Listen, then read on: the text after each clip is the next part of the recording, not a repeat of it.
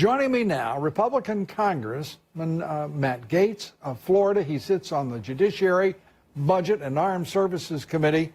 Congressman, great to have you with us. And I swear to you, every time we talk, it's as if we've gone another dimension into the twilight zone when it comes to trying to get honesty, forthrightness out of the intelligence agencies that for whom you have oversight on Capitol Hill.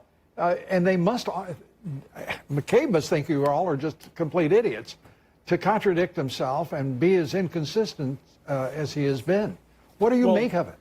The good news, Lou, is that the American people know the truth. A recent Harvard poll showed that 54% of Americans understand that the Mueller probe has been riddled with conflicts of interest. This entire Mueller investigation is a cesspool of corruption, and the only way we're going to disinfect this is with sunshine. That's why I don't think we should be calling witnesses for closed-door private meetings with members of Congress. We need to have these hearings open and in the public and under oath so that the American people can see whether or not their taxpayer money was used to commingle with Russians and dig up false dirt about the president. The American people deserve to know whether or not this dossier was dressed up as an intelligence document and used as a basis to spy on Americans. And we certainly need to know if there are currently people at the highest levels of the Department of Justice and the FBI who harbor a bias against the president that they are willing to act on to discredit the man we elected to lead this country.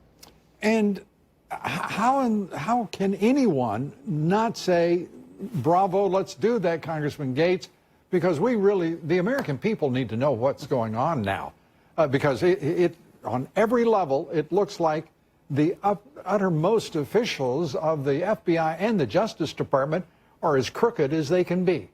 Well, Lou, I'm pretty new to the Congress, but here's what I've noticed. The FBI is dying to get members of Congress in a classified setting to then share information that is embarrassing to the FBI, because then we won't be able to talk about it with the American people. And so I'm resisting that. I'm saying I don't think that I'm worthy of answers that the American people aren't worthy of. It's the American people who elected Donald Trump. It's their money that's at issue when the FBI goes and gives the company employing Nellie Orr, the wife of Bruce Orr, the resources to be able to go and work with Democrats and work with the Russians. It's entirely possible, Lou, that this entire Trump-Russia narrative was made up to distract all of us from the very real collusion that occurred between the Democratic Party and the Russian Federation. By the way, as Congressman Jim Jordan has pointed out on numerous times, amongst others, that's precisely what it looks like.